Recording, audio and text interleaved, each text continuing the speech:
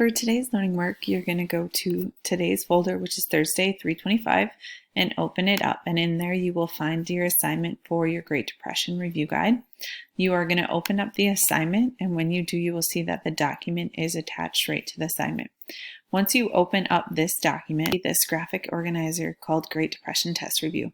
And you're going to start out by listing 3 effects or 3 causes of the Great Depression. So these 3 questions are all going to be about the Great Depression. So what caused it, what were some effects of it, and who was president when it started.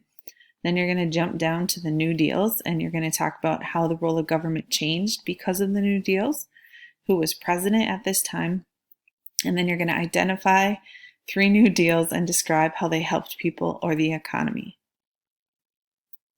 Then you're going to go down to the next page, and you are going to see that there is a section about Hoovervilles where you need to describe what life was like in a Hooverville. So thinking about how people lived and what their shelter was like.